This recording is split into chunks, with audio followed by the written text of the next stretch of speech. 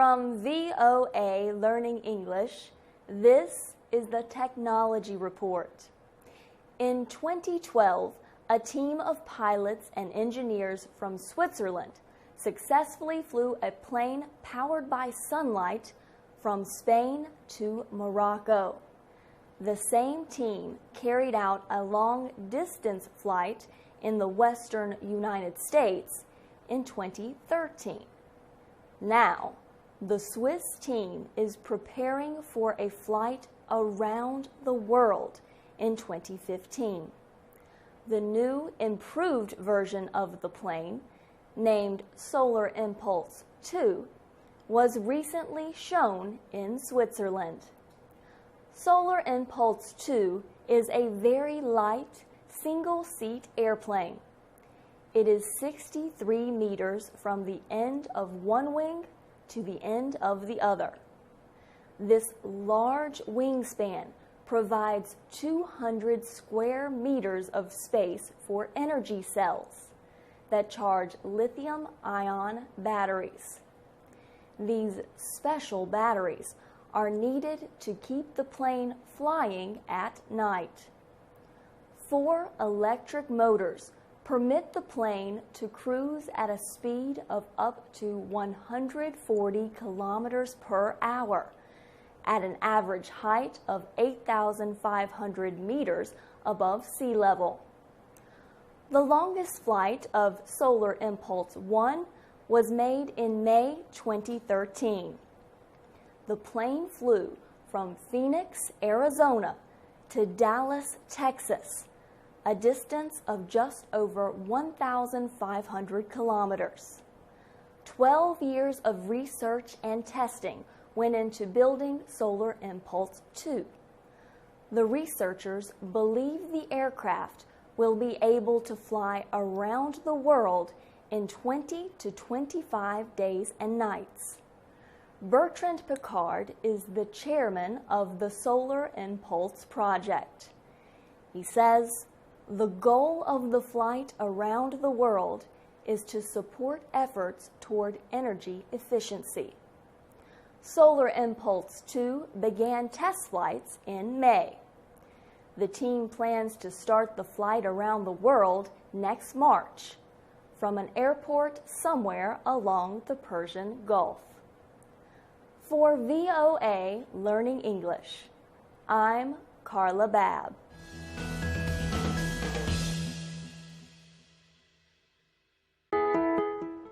From VOA Learning English, this is the Agriculture Report. Alpacas are large animals with long, thick hair. They're related to camels and llamas. Most of them live in the Andean mountains of South America, but a growing number of them are being raised in the United States. VOA recently visited an alpaca farm near Washington to find out why. Workers shear the alpacas on Sugarloaf Farm to keep the animals cool during the summer. Shearing is the process of removing the animal's thick, hairy covering, or fleece. Some alpacas quietly accept the shearing, but others protest loudly. The shearing is also profitable for farm owner Kevin Brandt. He says demand is growing for alpaca wool. Mr. Brandt and his workers use equipment at the farm to change the fleece into yarn. Mr. Brandt sells natural and colored yarn and other alpaca products in his store at the farm. He says more people are interested in alpaca yarn because it is considered hypoallergenic and is very soft. But that is not the only way he makes money from his animals. He also sells some as pets and offers a breeding service.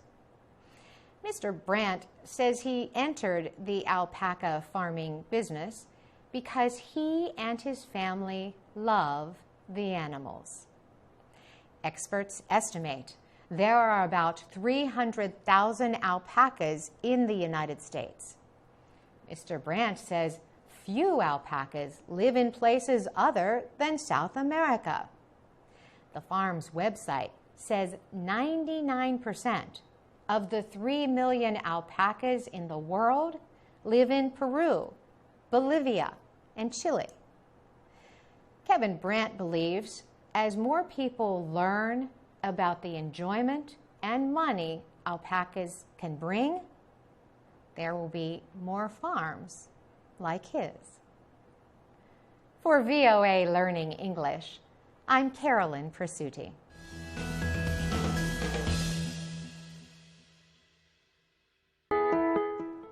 From VOA Learning English, this is the Health Report.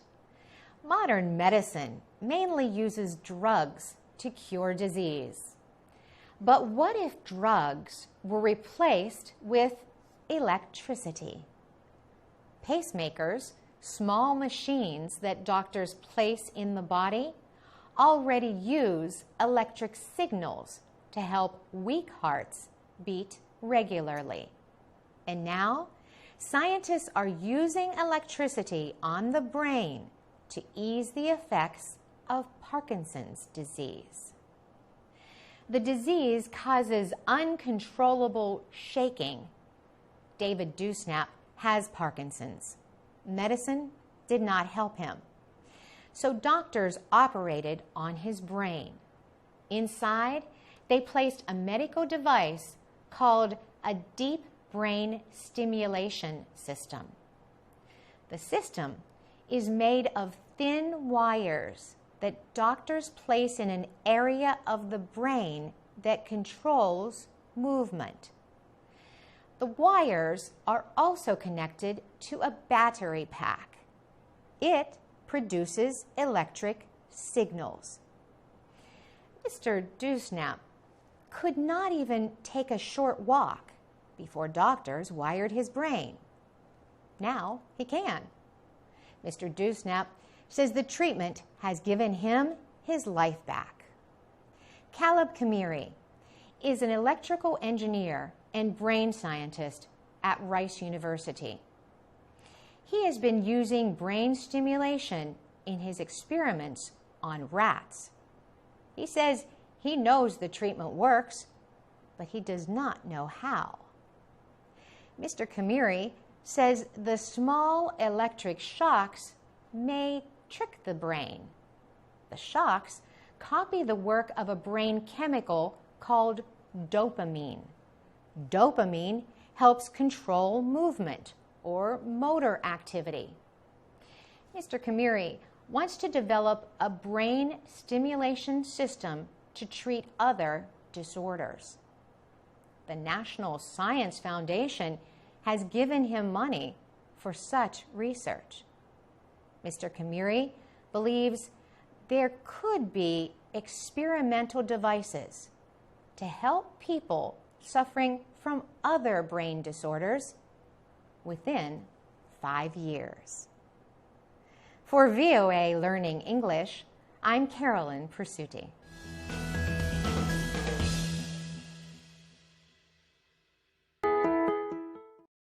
From VOA Learning English, this is the Agriculture Report.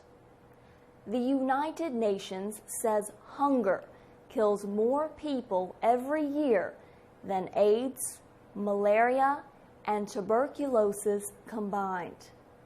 There has been progress since 1990 toward ending hunger, but it is estimated that more than 840 million people worldwide still do not have enough to eat.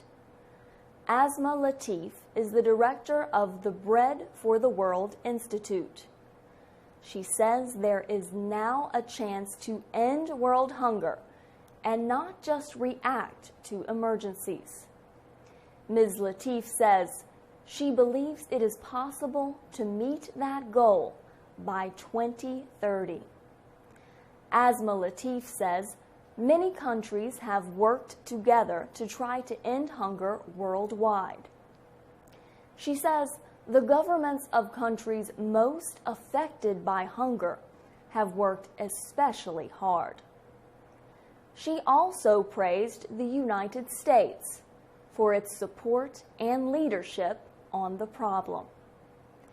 In 1996, the UN World Food Summit released a document known as the Rome Declaration. It called for reducing the number of hungry people by half within 20 years. Ms. Latif says, when the document was released, there was no plan on how to meet that goal. She says a food security crisis in 2008, caused by high prices and shortages, led countries and organizations to change the way they fight hunger. She says the resulting riots around the world showed political leaders that food insecurity was a national security threat. Ms. Latif says the Obama administration has made food security and ending hunger a main goal since that time. She also says enough food is now produced for all people, but many are still too poor to pay for it. For VOA Learning English, I'm Carla Babb.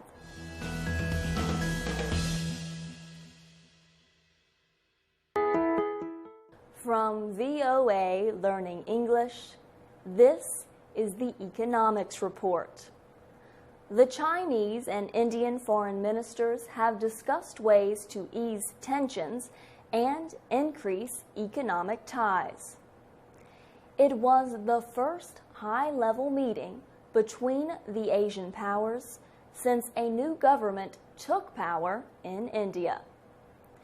Chinese Foreign Minister Wang Yi and his Indian counterpart Sushma Swaraj met in the Indian capital, New Delhi.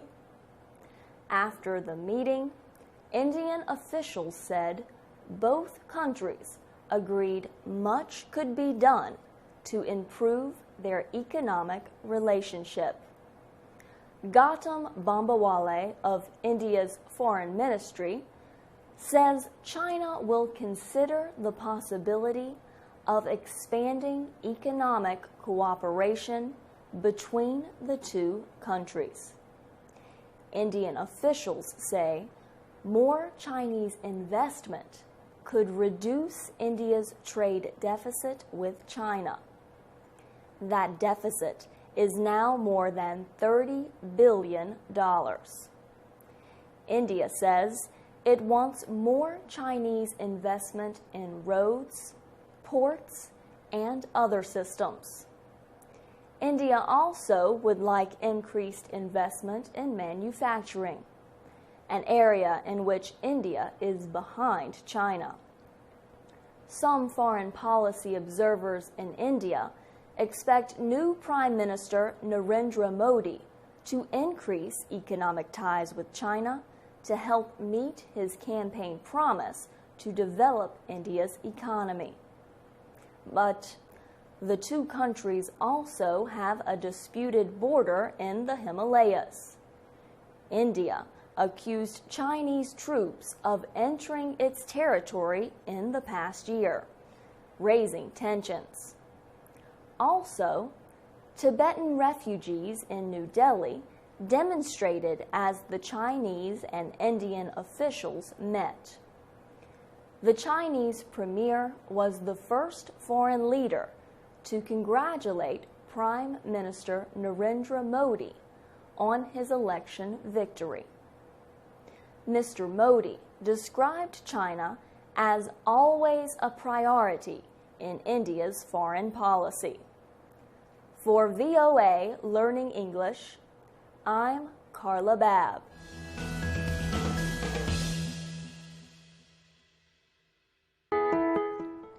From VOA Learning English, this is the Economics Report. Many immigrants send small amounts of money, called remittances, home to friends and family. But those small amounts of money together add up to a lot. There are about 200 million international migrants. In 2013, they sent $400 billion back to their home countries. That is much more than official aid to many countries. For some nations, it is the biggest provider of foreign exchange. Jean-Claude Kazadi and his wife Miriam came to the United States from the Democratic Republic of Congo. They quickly began sending money home after they arrived. Mr. Kazadi is a doctor who works on HIV/AIDS for Catholic Relief Services in Maryland. He knows the $400 he sends to his parents every month is important.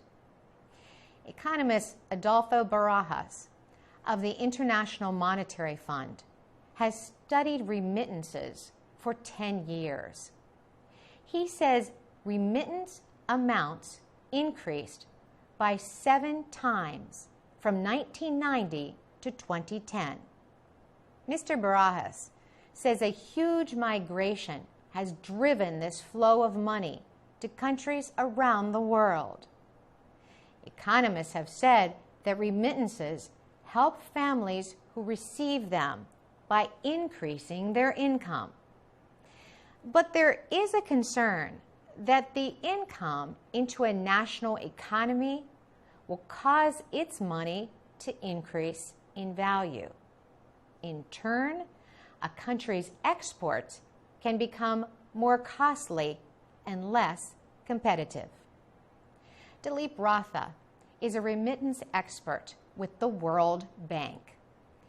He says remittances help reduce poverty and provide investment money for business, education, and health. Remittances can provide money to countries in conflict when private investors leave. For VOA Learning English, I'm Carolyn Presutti.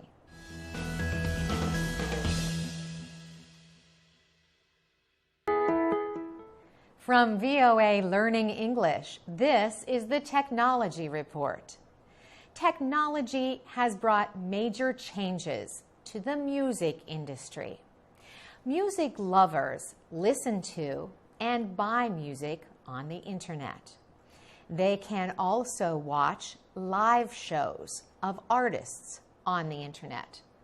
And music makers, as well as music industry officials, use social media to reach the public and increase interest.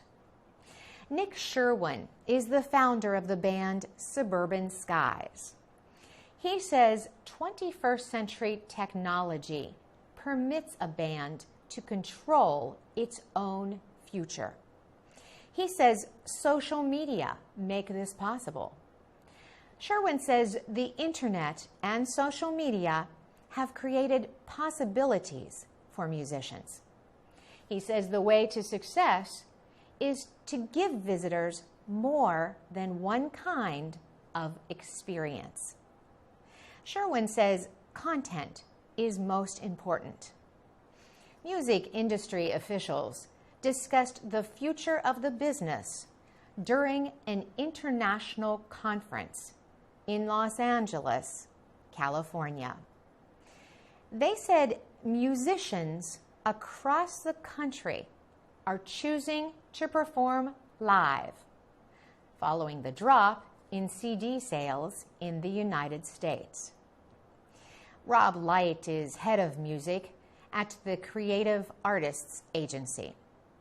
He says live shows are providing artists with most of their earnings. there has also been a big increase in the number of music festivals. These events are advertised on social media. Bob Pittman leads the media company Clear Channel Communications. He says music lovers still listen to radio. He says 70% of Americans say they find new music on radio. Rob Light disagrees. He believes radio will soon be a thing of the past. But Nick Sherwin is not worried. He just wants the internet to help him reach all who like his kind of music. For VOA Learning English, I'm Carolyn Presutti.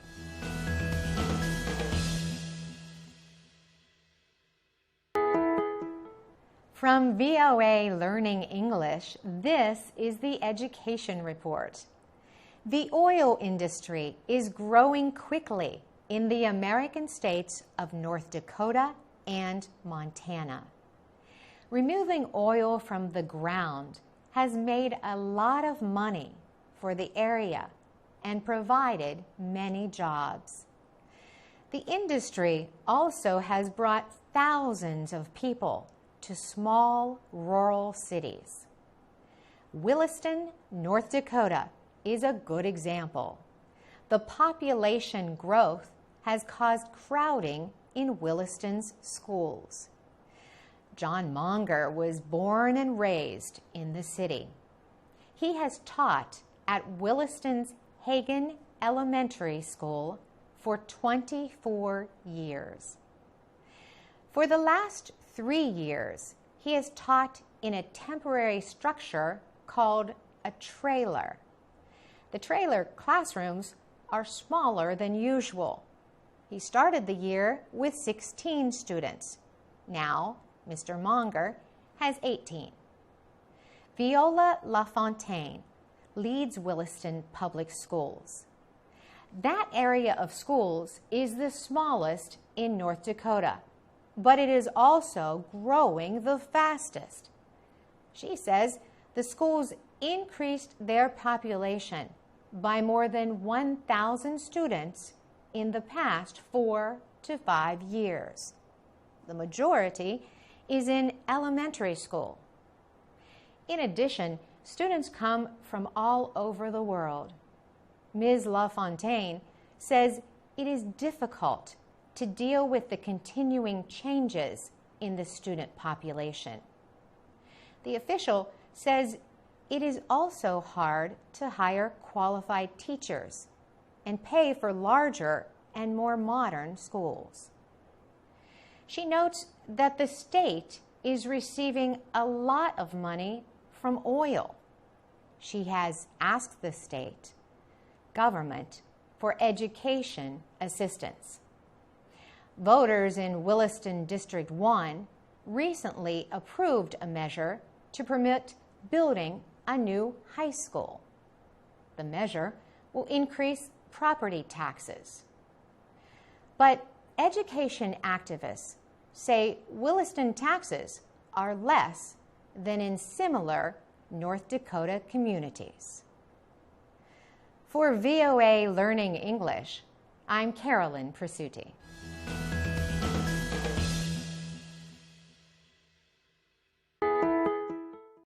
From VOA Learning English, this is the Education Report. Adam Braun established the organization Pencils of Promise in 2008. Its goal is to make sure all children have a chance for an education. 6 years later, the nonprofit group is building a new school somewhere every 90 hours. It has helped more than 22,000 children in Africa, Asia, and Latin America. It all started when Adam Braun was a college student. He was visiting India when a boy stopped him on the street. The boy asked for money. Mr. Braun asked the boy what he would want if he could have anything in the world. He said he thought the boy would say a house or a car, but his answer was a pencil. Adam Braun says he then realized that the boy had never been to school. He says that is the truth for more than 57 million children around the world. Mr. Braun raised money for his first Pencils of Promise project by using social media. The group built its first school 5 years ago in Laos. Since then, it has helped pay for more than 200 schools in rural areas of Laos, Nicaragua, Guatemala, and Ghana. Mr. Braun says Pencils of Promise works closely with the local education agencies. He says these government officials organize the main program of studies. But, he says, Pencils of Promise provides additional learning materials about health, water, and waste systems. Adam Braun is now expanding his organization's work beyond the elementary school level. Pencils of Promise has developed financial plans to help students continue on to secondary school and teacher training. For VOA Learning English, I'm Carla Babb.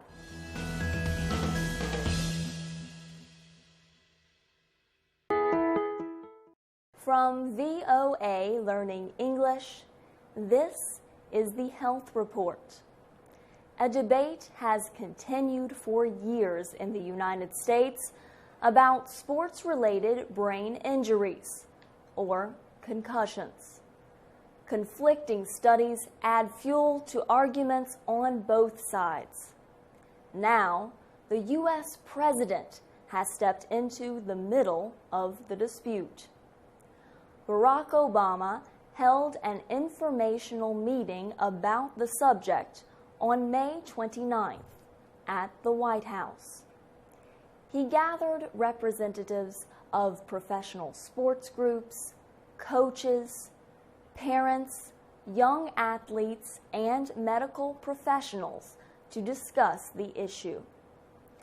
The sport of American football is often at the center of the concussion debate, but a high school soccer player opened the meeting.